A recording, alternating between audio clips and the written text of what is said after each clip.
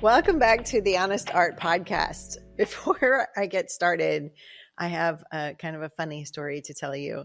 So, Amy, my podcast producer, and I, when we are looking at topics for like the coming season, what we'll do is we'll sit down, we'll get to a big table, and we'll like mark out topics that we want to cover, and we kind of break it down into like art, like creativity, business, and soul, and we try to give you lots of value in the podcast. Like providing value is so important to us, and that's how we break it down. But we do this usually months before the podcast is ever recorded, before that particular episode is recorded. And so Amy will send me the sheets that say, okay, this is the title of the podcast. And then, I will write the script and the content and everything based on that. So she sent me the title of the script, and it said, values, your art might suck for this one reason. And I just thought, oh shit, what's the value that I was talking about months ago? Was it like integrity, or was it like perseverance, or was it, fighting through the fugly? Like, what was the value I was thinking about months ago? And it turns out it was none of those at all. It was literally the values in our art. So this is just a brief little example of how my brain works and how things can just fly right out of it. But here's the good news, okay? Weirdly, the values that we're talking about on today's podcast are going to impact your work probably way more than perseverance or compassion or integrity or any of that stuff. This is the thing that's going to change your art the most. And how do I know that? I know that because when I'm teaching workshops and somebody says, hey, do you mind coming over here and taking a look at this? Something is wrong. I know that it's usually based on values. Also, it's the same for my work now. So whether you are a beginner and you're listening or watching this podcast, whether you're a beginner or you are seasoned like me, or pickled, you might say, seasoned and pickled, I will tell you that values are something that we always have to look at, and sometimes I get stuck on. So are you ready? Let's get messy.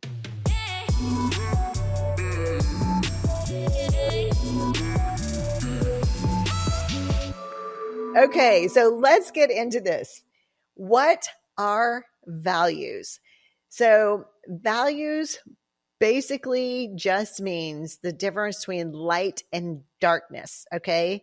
So if we were to look at this on, it's called like a grayscale, 1 or 0, but let's say 1 would be white, okay? And then on the other end of the spectrum, let's say 10, it would be black. So the values in between there, like between 1 and 10, that's like how we judge the darkness and lightness of color. So if we know that the lightest value would be considered white and the darkest value would be considered black, then the medium value, like the number 5, would be gray, right? And so what happens is our brain registers a value of a color before it registers the color itself. So if we don't have like a command over our values, meaning if we don't know how to properly mix and create values, gonna throw off the whole ass painting. Now, I'm embarrassed to tell you how long I did not know this. But to my credit, I'm kind of old, and there was no YouTube. There was none of that. I didn't go to art school. So I painted a long time, just, squeezing the paint out of the tube or pouring the paint out of the jar and not mixing values. Number one, I didn't know how. Okay, we're going to talk about that. I didn't know how. But number two, I didn't really know why. I didn't really know the impact it would make. All I knew is that some paintings worked and some paintings just didn't. And I really just didn't know why. but I'm telling you, values are the thing that makes the biggest difference. And the reason why we get so hung up and the reason we get so stuck in our work is because 90% of the paint that comes out of those jars is going to be a medium value. I mean, if you look at your paints right now on your painting table or however you have them laid out, if you look at the orange, you look at the red, you look at the green, you look at the turquoise, you look at like all of these, the pink, blah, blah, blah, all of the things, they are normally a medium value. Okay. Now there are some exceptions, obviously, if you get white or if you get a light pink or a light blue, or, a Payne's gray is going to be really dark, that's going to be a dark value. So there are some exceptions, but generally we have to create those values ourselves. And the good news is it's so easy to do. And I actually think it's really fun and meditative, but knowing how to do it is going to be crucial. Okay, here's the other thing is that values, it's not just that the lightness and the darkness of the color. I mean, yes, that is values. But it's not just that our brain registers the values first. The other thing is that values actually have the ability to create a mood in your work. So like high contrast values, and by high contrast values, what I mean is like if you're looking at your painting and you've got, a value, let's say 1 or 2. So remember 1 is going to be like white. But so if you go to that 2 and 3 range, so you've got that low value and then you've got this high value of like a 9 or maybe even a 10. So that's like a high contrast value. Those paintings have a tendency to have this intensity about them that paintings with lower contrast values don't have. Right. So it makes sense that if you have paintings that have lower contrast values, so let's say, those values that are like a 2 or a 3, so those lighter values, and then they go up and say like a 6 or a 7, right? Those types of paintings generally tend to have a little bit more of a sereneness, a little bit more of like a calmness, a little bit more of a peacefulness to them. So understanding values and how to use them is like absolutely critical. Now, here's the other thing that we need to talk about when it comes to values, because I didn't know this for a long time. So hopefully this is not a surprise to you, but maybe if it is a surprise, that's okay. So how when we talk about composition and we talk about like a focal point, like what's the focal point here? Well, the focal point is going to be because our brain registers value before it registers color.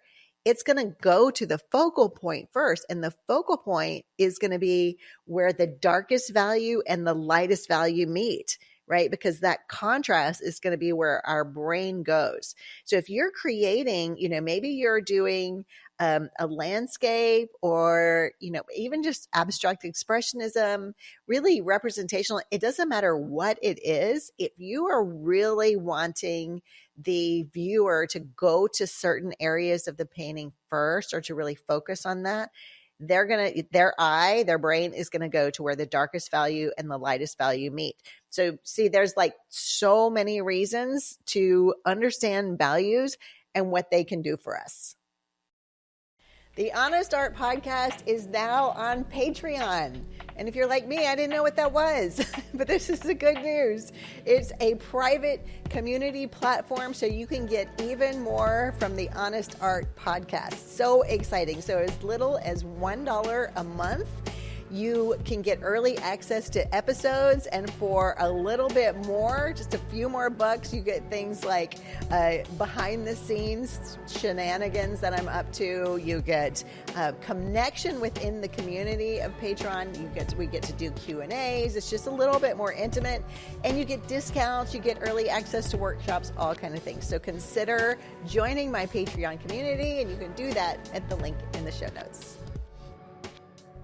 Okay, before I get into like how to do this, I just want to tell you that it's really easy to get this wrong. All right. So like I said, it's easy to create, but it's also easy to get wrong. All right. So as I mentioned, 90% of the paint that comes out of the tubes is going to be of medium value. Okay. So we know that that's one of the reasons it's easy to get wrong, because we just like, we're just in the zone. We're just having a good time and we're just using the paint right out of it. Got it. Totally.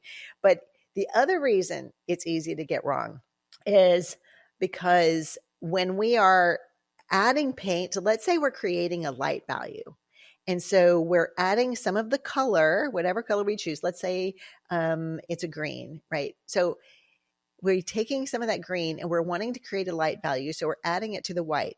It is so easy to add too much green and to take it to a medium value instead of a light value. Now, listen, if you're curious on how to really nail this, how to really get this right, that's why I created the Color Course for Rebels 101, because it's so important. And it's so important that we do this right. Again, it's not hard, but it's super important. So that is in Color Course for Rebels 101. It is now available, you guys, for $67. So don't sleep on that one. Okay, but here's the way that we're going to do it. I want you to go back to your studio, or maybe it's like I did for years, maybe it's your kitchen table, whatever it might be. But I want you to get your paints out, and I want you to get a white and a black. Okay. Again, this is all in the Color Course for Rebels. You get to see me do all of this, and it might help to explain a little bit more, but this is just for shits and giggles. Let's try this exercise together. Okay. So go back, get your paints out. You've got your white, you've got your black. Pour a little white out onto your palette. Well, you're going to want to pour even less black. Okay. You don't need nearly as much black as you do white, because black is going to have more of an impact. Okay. So pour a little white, pour a little black, and that's going to be your 1 and your 10, right? So your lightest value 1 white, highest value 10 black, and then create a gray. So have some fun with this. See if you can nail a 5. All right. And if you can nail the 5, so you've got that gray that's a perfect balance between the two, then just play with a little bit and see, okay, how can I make this gray, this 5, a little less 5, right? How can I make it a 4? How can I make it a 3? And this exercise, and do it the other way. Like, how can I make the gray a little bit darker value? How can I make the value a 6, a 7? And if you try and you practice this exercise, it is going to just have this, like, it's going to ingrain this idea of values for you, and it's going to be a total game changer. All right. Now, even though I've been doing this for 21 years, there is a point in the painting where I get stuck. Okay. And I know the values. I've mixed my values. I had fun with creating my palette, all of that. I know I've got a light value. I know I've got a dark value. I'm painting. I'm in the middle of it. But like I said, even after 21 years, there will be a point where I will get right in the middle of the fugglies. I will just be having a good time, and then all of a sudden I take a step back. I'm like, that's the ugliest thing I've ever seen. How did this go so terribly wrong?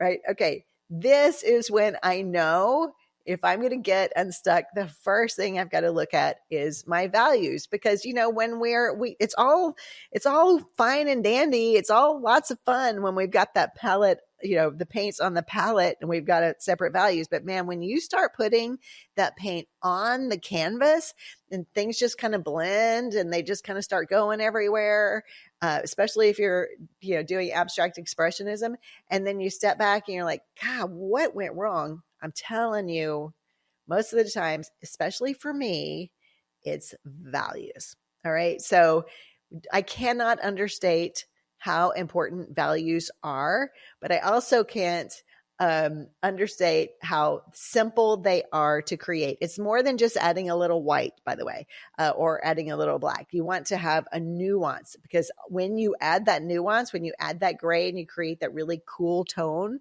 well, not cool, but like interesting tone, then it elevates your colors. And here's the other great thing is that when we get really clear on how to create these values, then it opens up an entire toolbox of colors, and we get to save money.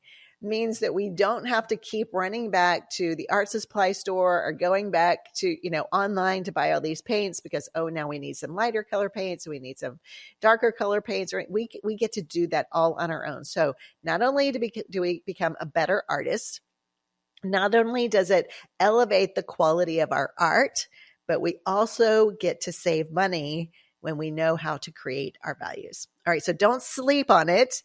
And again, the Color Course 101 is now available for $67. Color Course 102 is also available November 1st for $147, and that takes it so much farther. So thanks for listening to the Honest Art Podcast. If you like what you hear or see, please give me a 5-star rating. That really, really helps us out. It helps other people, other artists get this information as well. And if you're watching on YouTube, please like and subscribe. Okay, until next week, you guys take really good care of each other. Peace out. All right, it's that time of year again, and I love a good deal, so I would offer you guys a good deal. So for Black Friday, we are offering the Color Course for Rebels 101 and 102, which used to be $697.